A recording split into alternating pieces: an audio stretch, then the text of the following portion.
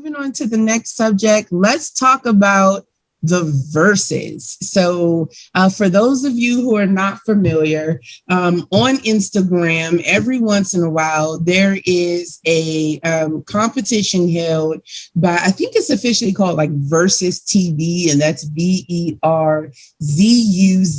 TV. And it's only through Instagram, to my knowledge, so you can catch it. But basically, we're two artists. I think so far, all of them have been R&B or hip hop, basically go against each other, playing their hit songs. And then the public decides who won, the battle, because it's hit per hit, right? It's hit versus hit.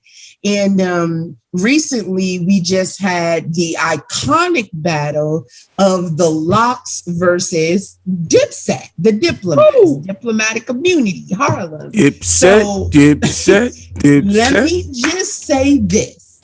If you have not seen that battle, go back and watch it. Go to YouTube. If you're a hip hop head, if you're a fan of the 90s, 2000 era hip hop, and you want that fresh nostalgia for that ass, go back and watch that Verzuz. It was definitely very hip hop, definitely very New York.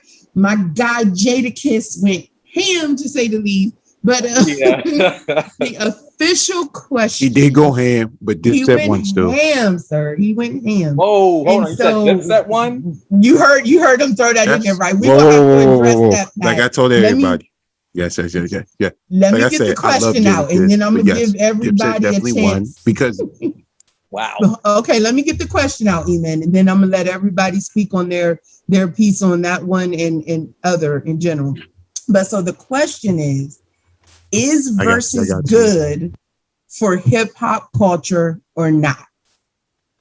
So I'm going to go ahead and start this off us. And E-Man, we can go ahead and start with the comment you just made. So my question is absolutely, because as you can see right now, we're talking about everything. Now, before I jump into my whole, soliloquy about it, let me address something. Dipset did not win, okay? Jadakiss ate that ass up by himself. Okay? And like I said, Dipset. The Lox. Look, like I told everyone like this, I ain't got no beef with nobody. Based upon this whole Verzuz battle thing, right? They keep talking basically the whole thing was basically based upon hits, because I forgot who went against Snoop and whatnot. I forgot who went against Snoop DMX. and whatnot. It was Snoop and DMX. Now, Snoop went against DMX. Now they said it was a tie. So some people said they said it was a tie. No. DMX won because when it comes to hits, Snoop got. When we talk about actually putting them out, DMX actually won, because the simple fact is DMX hits overrides Snoop Dogg's hits and whatnot. I feel like that was even though it's an East and West Coast thing, because West Coast has a style and whatnot, but the West Coast music style can't really bump to like East Coast hits and whatnot. Sure. If many people, if that makes sense to everyone, because the West Coast has a style. Because I told everybody, I love West Coast music. Like I listen to Eazy-E and whatnot, and because I like the West Coast like smooth, because I listen to not just a lot of funk and jazz, but they also like that up tempo 70s like pop joint with the mixture of like the whole funk and whatnot. How it was in like in the 70s, like the 70s and whatnot, and that's most of the music that they sample in their music and whatnot. Yeah, so no, I can see that, but I feel like just to speak to your first point, the Dipset versus the Lox for me was a clear win to the Lox, because if you look at the way the Verzuz is set up, the Verzuz is really, it's a battle of the groups, but it's also more so a battle of the DJs, right? Your DJ got to be on point. Right, like if you because you don't know your opponent's lineup, you don't know what they're going to play until they play it. So then your response has got to trump basically the song that they just played before that.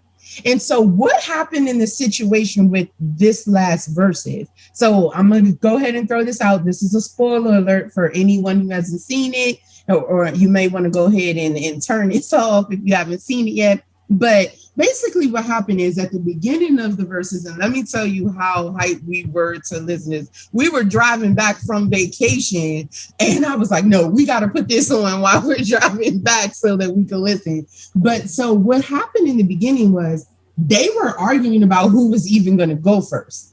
And Dipset was like, no, the Lox go first. You know, you're in Madison Square Garden. You're in our city or whatever. We're going to let y'all go first and etc. Like Dipset didn't want to go first. So Jadakiss and Lox and Dipset has like, a bigger catalog than them.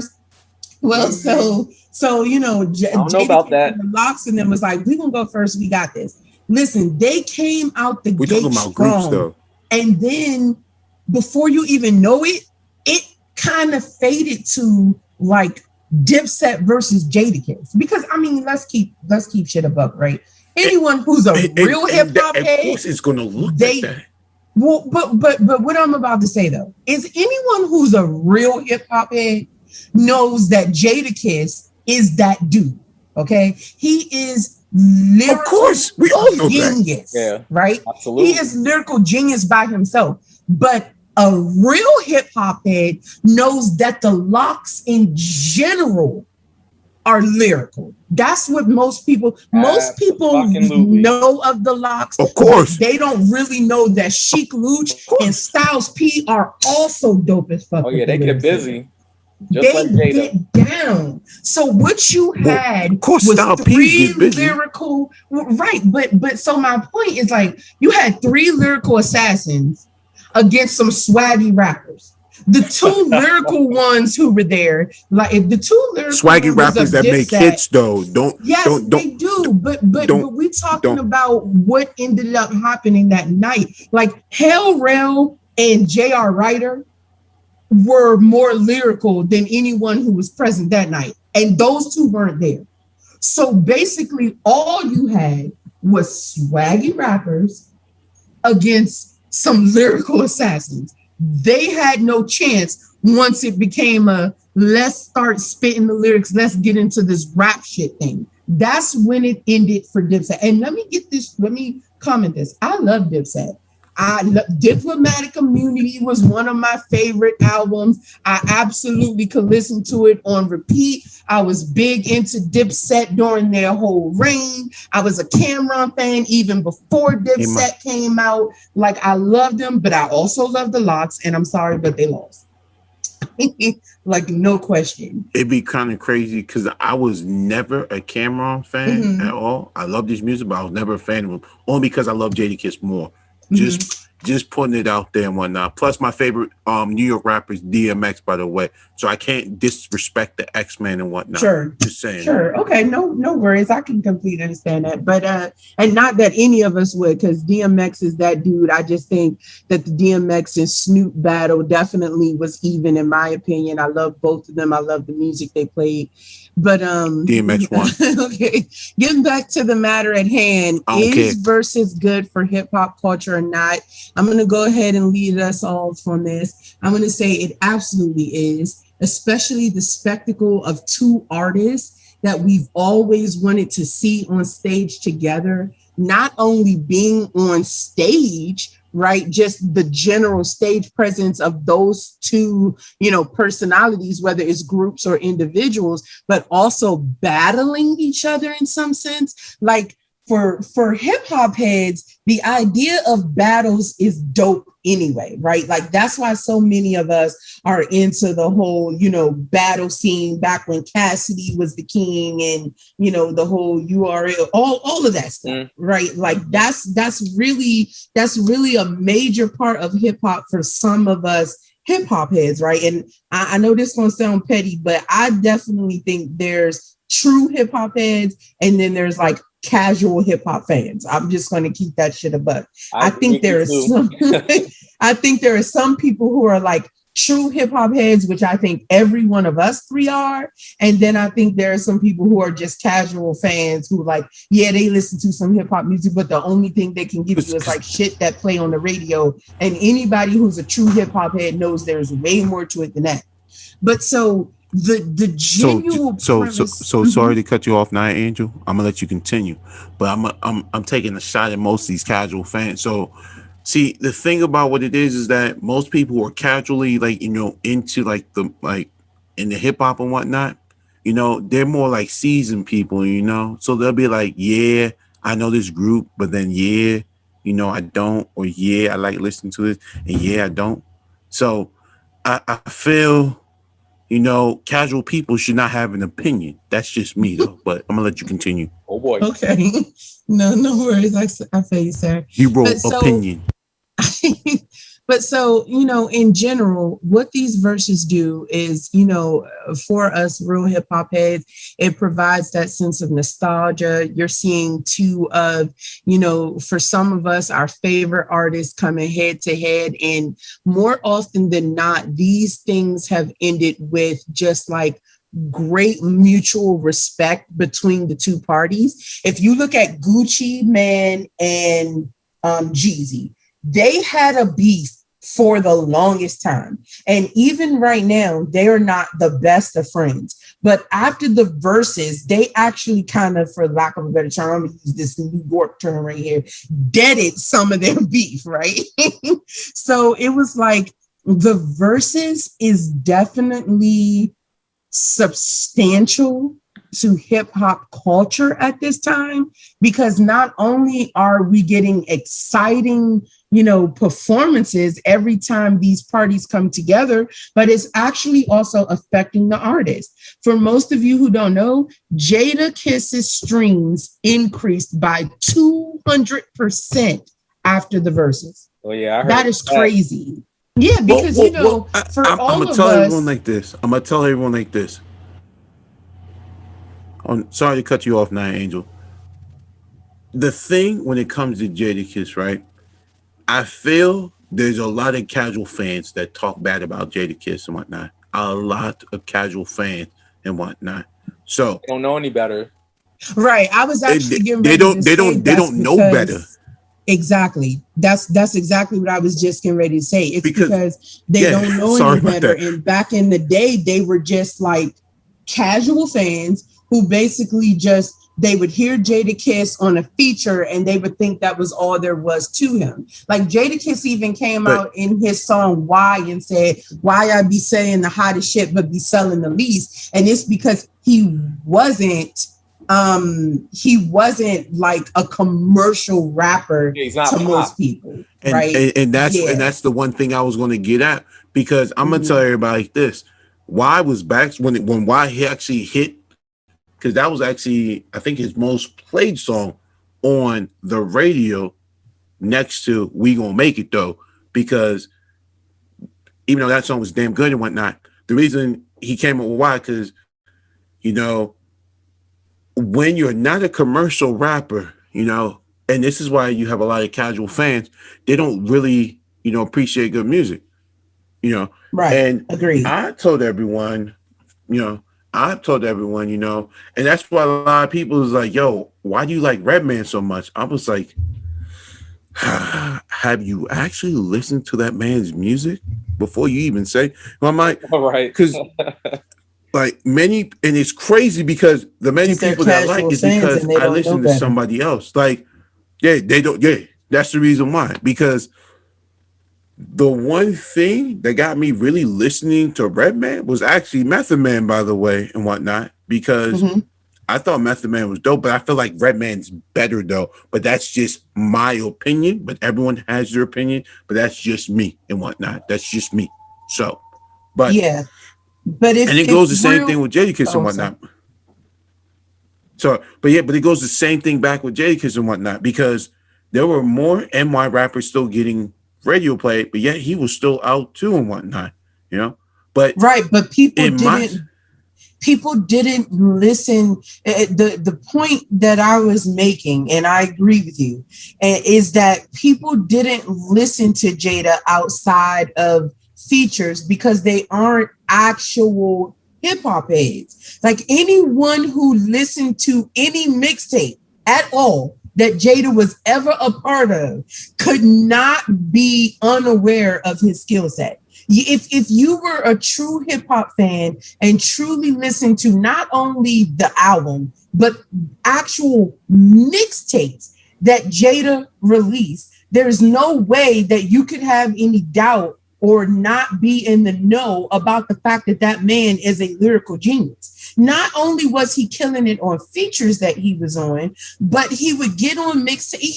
His lyricism is so ridiculous that he could be featured on someone's track and spit better than that person. That happened. One of the songs that comes to mind that I think about is Mano High Hater. Okay. On that remix, and I love Mano, don't get me wrong. I thought Mano was swaggy. I'm not saying he's the most lyrical rapper anyway. In general, I thought he was swaggy, and I'm still cool with the dude. But like on that remix, High Hater, Fabulous and Jadakiss went the fuck off on that song. And I don't think people even really paid attention to what was being said. That man Fabulous said he's so NY like the folks that made PlayStation.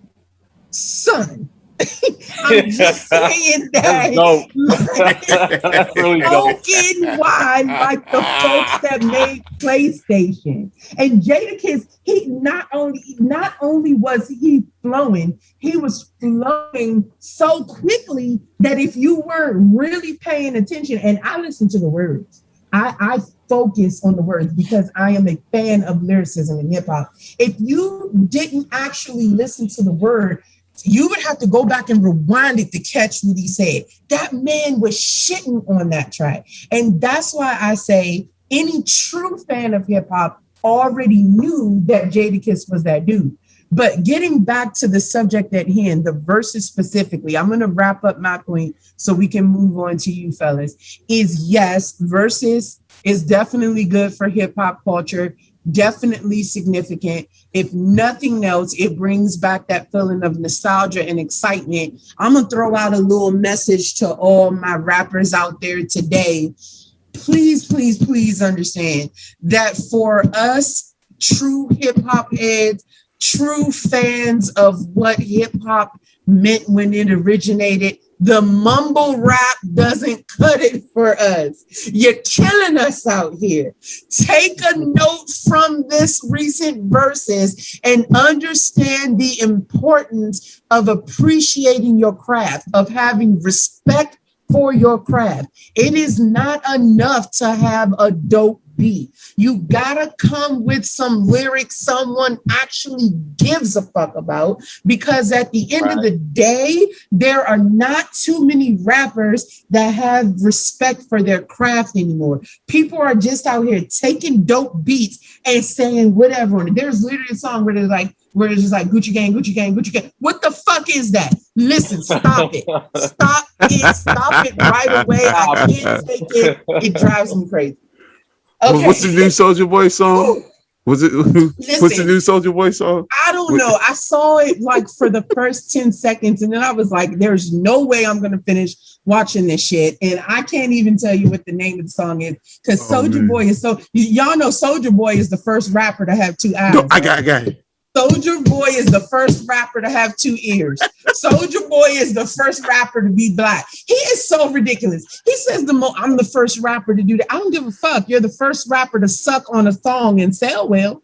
You can own that, because all those songs back then were swaggy, but they were trash. But anyway, I digress. I can go on forever. I'm going to go ahead and cut myself off and officially throw this to E-Man.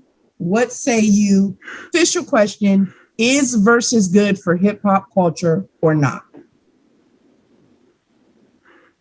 It's really good, but I gotten so to the whole Soulja thing, like his new song called "She Make It Clap," and then he'd be like, "Wait a minute, like she make it clap, clap, clap." Like it seems like he's like you playing patty cake and whatnot, you know, as an adult. I'm just saying, but I would say this, you know, they're not they're not. I love them. I can't say I love them. I can't say I hate them. I only watch a few of them. But what I say is this shit needs rules and whatnot.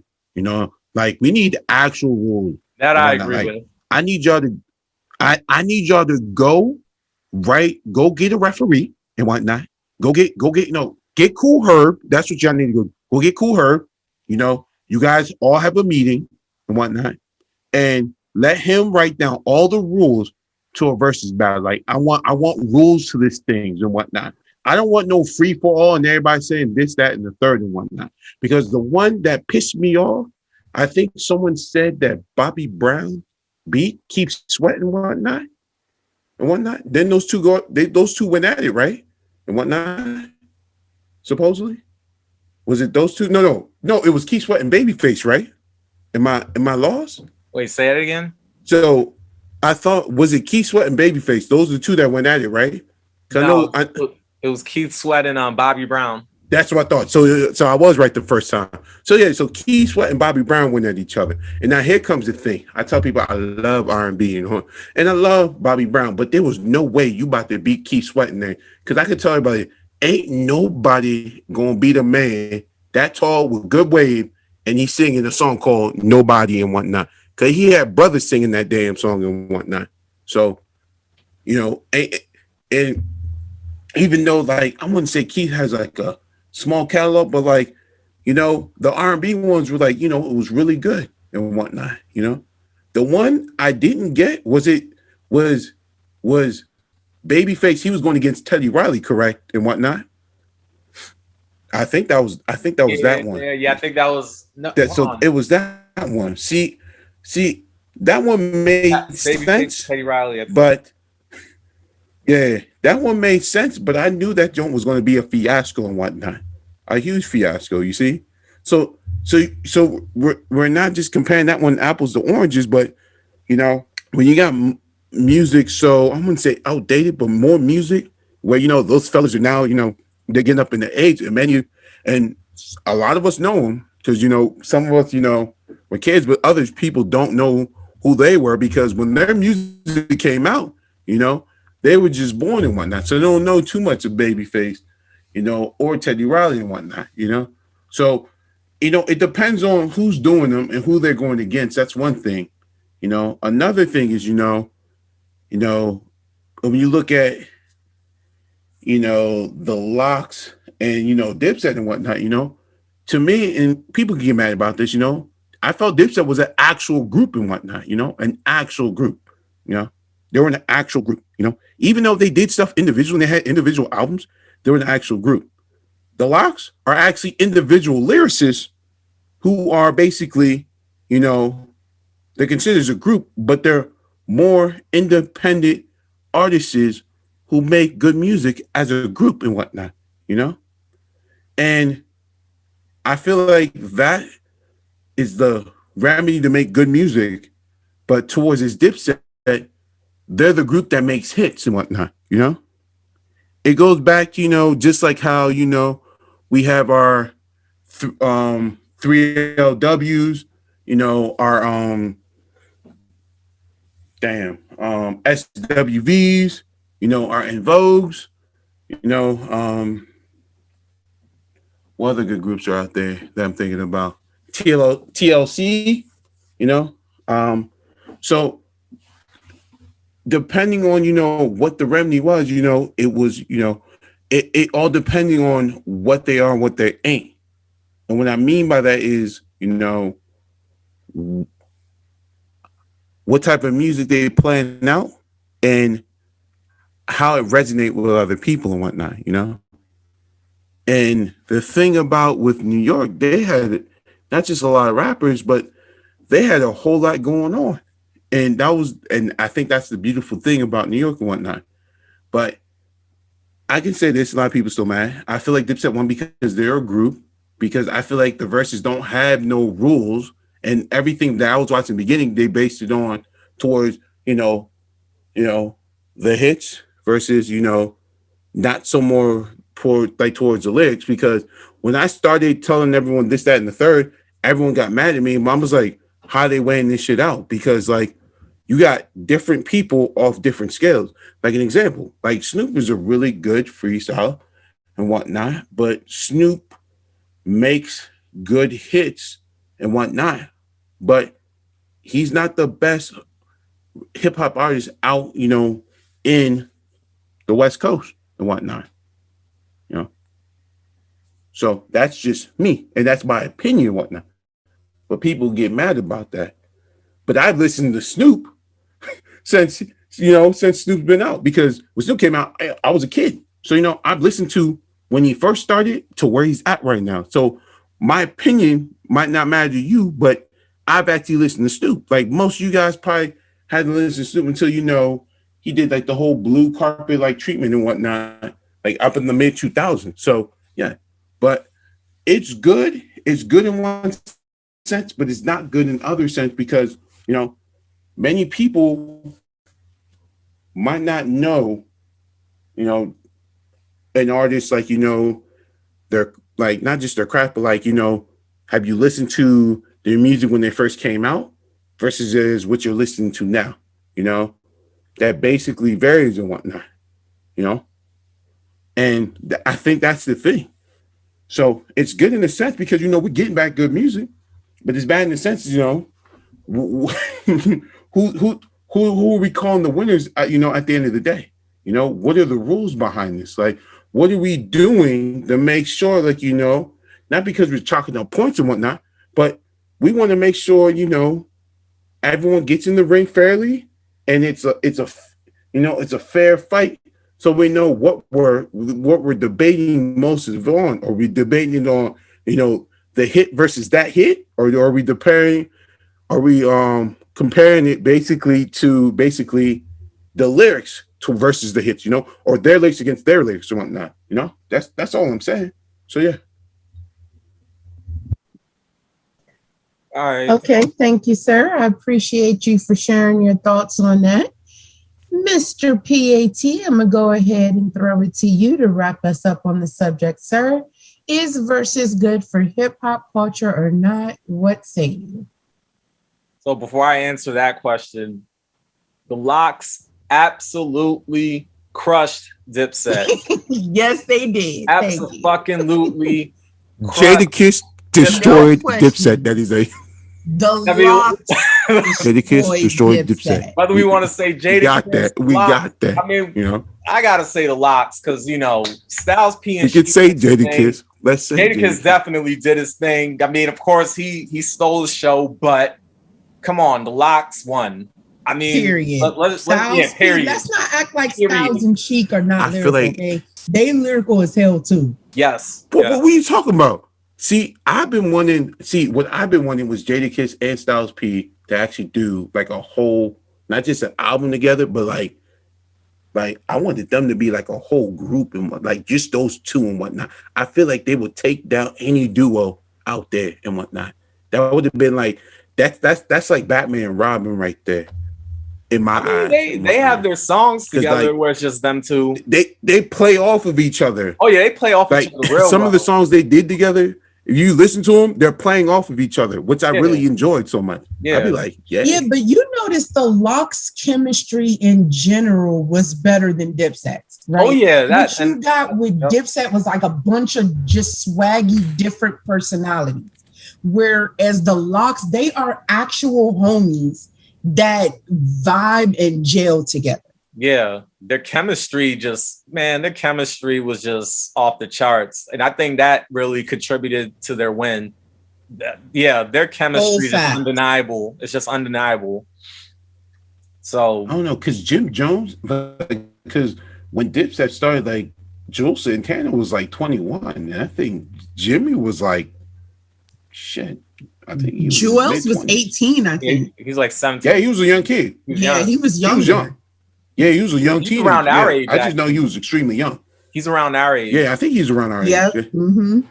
Yeah. So I know Jimmy's a little older, and Cameron, I think he's close to Jay-Z age or somewhere in between. Cam been around for a while. He's been around for a minute. Yeah, Cam was a while. Like Cam was around. Like people forget that Cam was around before Dipset. Yeah. Like Cam actually used to be a ghostwriter. That's what people forget.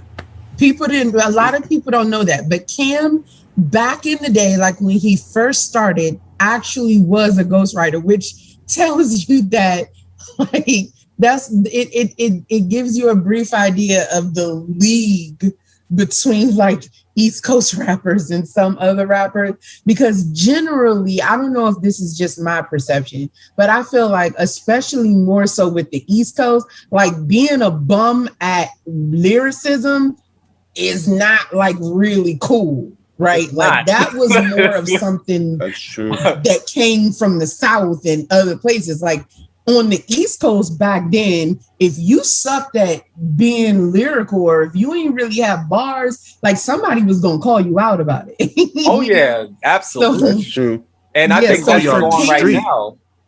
Like, mm-hmm. like people just need to be called out. Like, right. I mean, if your bars ain't up to par, then like you just need to be called out for it. That period. Like, period. Like it really needs to go nigga, back get your bars right. Like, get your bars up. That's just that's how it should be. Facts. Like, get your bars up, man. What you doing out there? But yeah, Dipset lost. And don't get me wrong, like, you know, I fuck with some of Dipset's music, so you know, no disrespect to them, you know. But the Lox won, and it was clear that night. They just they won because, like, the way I look at it, it's that difference between MCing and rapping. See, Dipset, they were rapping, you know, they was rapping, but the Lox were MCing. They, like, you saw them as MCs, like they really had a control over the crowd. We mentioned their chemistry, of course, you know, they're great lyricists. I mean, yeah, the Lox, they took that. They dominated. Straight up, they dominated, especially Jadakiss, because we all know he, you know, it's so like, funny you said that though, Pat. I didn't mean to interrupt you, but I saw it as MCing and rapping too, but I switched the terminologies around.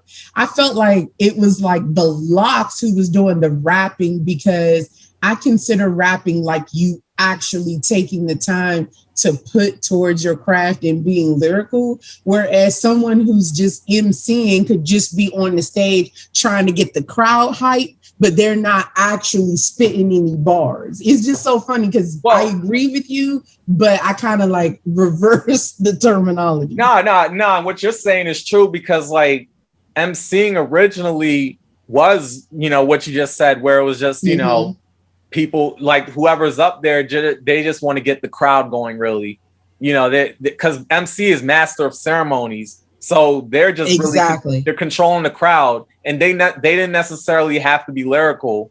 So yeah, from that standpoint, yeah, I see what you're saying, and I mean that's correct. But for me, like when I talk about MC, and here we go with, you know, words taking on, I guess, different. Right. This is a great example. But when I look at an MC, like I look at the MC as like the total package. And of course that includes lyricism. So I actually put an MC above a rapper. Like, to me, lyricist and MC are like above rapper, because nowadays it's like anybody could be a rapper. It you know, it's one of those things where like if you just rhyme words, Soulja Boy made it happen though. It's you know, basically whenever you just rhyme words, like it's like you're just a rapper. I mean, the music today clearly is evidence of this, where you got dudes mumbling and it's called rap. You know, but see, I don't consider them rappers. I don't care what someone title want to give them, but they ain't rapping to me. Right. To us, they're not they rapping. Just artists. But just right. They hip hop artists. I don't even consider them artists. I missed that word. I What'd you say? see them as, you know, they're really just entertainers. They're just exactly. You know, so but to the world and you know, the world at large, they're looking at the music. You know, they're like, oh well, these guys do rap. So that means they're a rapper. I mean, they said the same. I see what you're saying, but they said the same thing. They call Houdini and the Sugar Hill Gang. They didn't call them a rap group. They didn't call them a rap group. They just called them entertainers.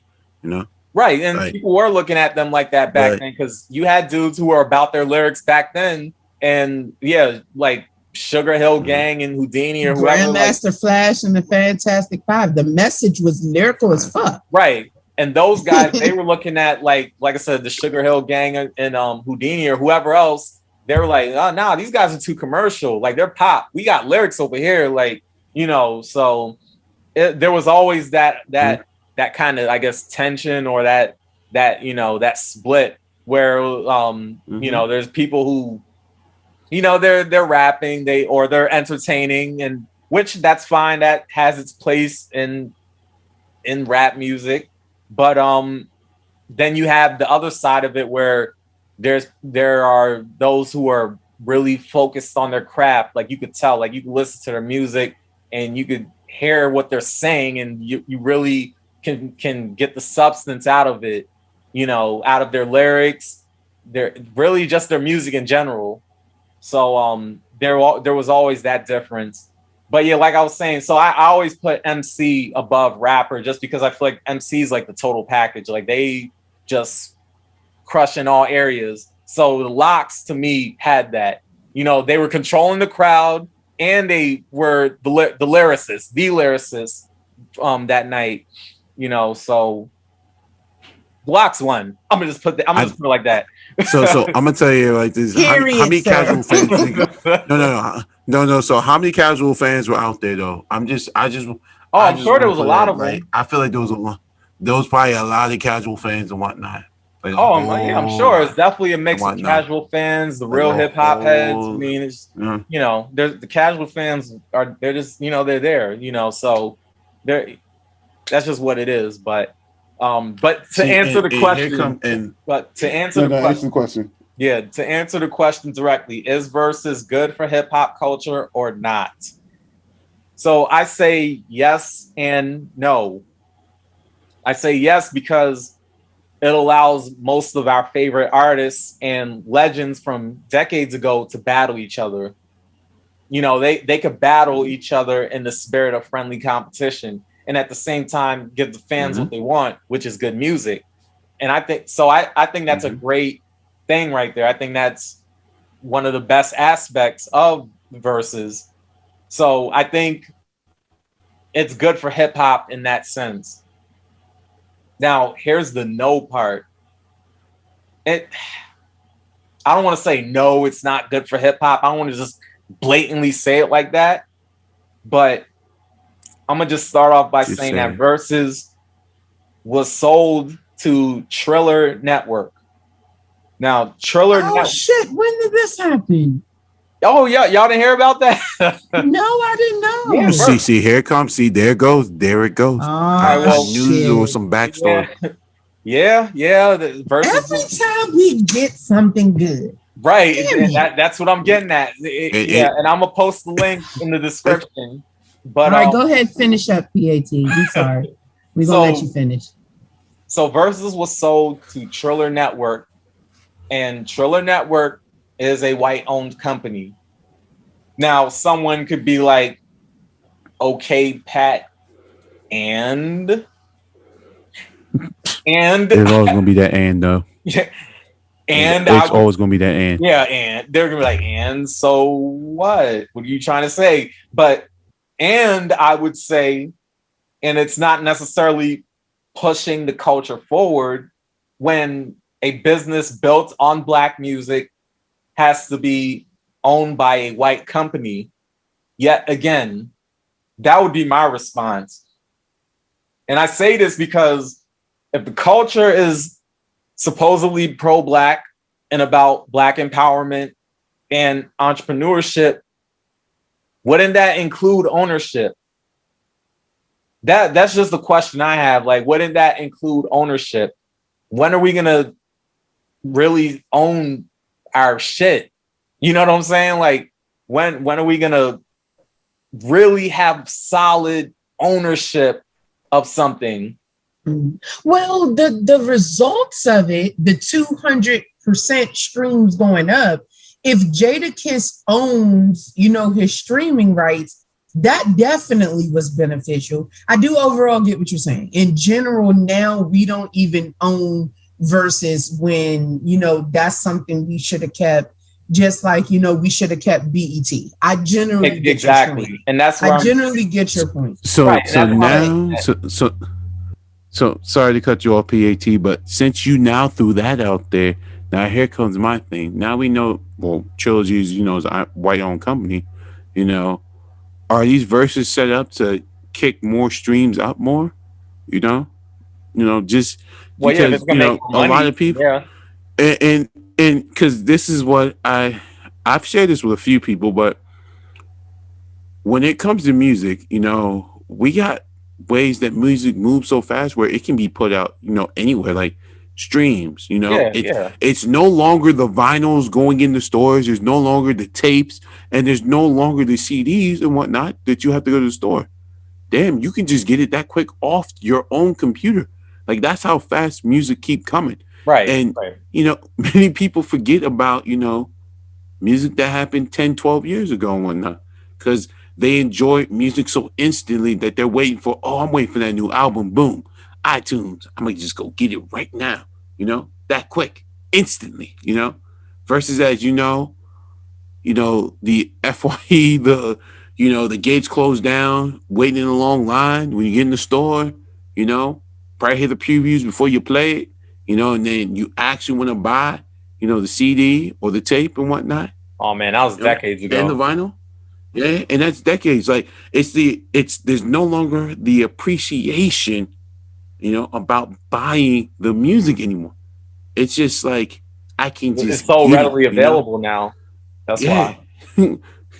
So when you take that away, and I tell you, when you start to, and this is where the whole thing about coming with value, like, you can devalue anything. The question is, how to change the value about how accessible something is, because if it's not accessible, you're going to value it more, because why? It takes time to get it and whatnot, you start depreciating, the value because it's that so accessible. Like, I can wait for that new album, but I can just go buy it on iTunes when it come out. Boom, I got it. How quick did you get it? Oh, like that, instantly, that's that thing. So yeah, but and I hear what you're saying, and just to, I guess, wrap this up, all I'm saying is, like, in terms of ownership, Black people need to reap the most benefits from these platforms. Absolutely. So now we're still in a position where most of the benefits are going to a white-owned company. Yet again, because this is what happens in the music industry. The Black people are the talent, and then the white people are the ones who profit off of the talent. So I'm looking at it from that aspect. I'm looking at the power dynamic of it all. So that's why I say, is it good? Is it really good for hip hop? So I say yes and no. It's good because of the nostalgia, and we're getting great music. We're seeing our favorite artists go head to head with each other. It's great in that aspect. And I really think the nostalgia is the best part of it. Just hearing songs that we loved growing up. I think that's what it is. Yeah, that's the best part. And yeah, I mean, if it's gonna add to the nostalgia, yeah, it's good for hip hop in that sense. But if it's a thing where this isn't a Black owned platform, then no, it's not good in that sense. So that's how I look at it. That's a really good insight right there, because, and I just want to quickly end on this. For us, who are 80s babies, we definitely know we miss the 90s. We definitely miss, that feel we got when we listened to music, and all the things that we were into. And I tell people, there's a good thing about reminiscing, is that bad moment of reminiscing, to get that nostalgic feel is the good part. But then that bad part is like, just staying like we started here, but like look where we're at now. Like literally, like we have more entertainers than actual lyrical, musicians, An actual MC. and actual MC, like, and now it's questioning me about like, like was this the formula? Like was that it? Yep. Because like Tone Loc was an entertainer and whatnot, young MC wrote one of his best songs and whatnot called Wild Thing and whatnot, and he was an entertainer. He had no issue saying he was an entertainer, and he still performs to this day. But the thing about it, what it is that now we're glorifying entertainment because y'all making it so easy accessible, and I blame these record labels for doing it. So it wasn't even not just about the music. It's just now about like, yo, we just gonna keep putting music out there and just, we're just gonna keep going with it. And I think that's the feel that we get when we listen to these verses about it. It's like bringing in that moment where when I bought that first Dipset album, or when I bought my first Jadakiss album and whatnot, and how I was listening to it, and how it changed me and whatnot, and that's the feel that we always are going to get, and we're always going to enjoy, But now the downside is, how we like what got us here to now depreciate something that we got to keep enjoying more that we used to love even more. Because I tell everyone, like, there's more casual fans in hip hop now than actual, fans, and I think that's what's really killing it, and I just want to end on that,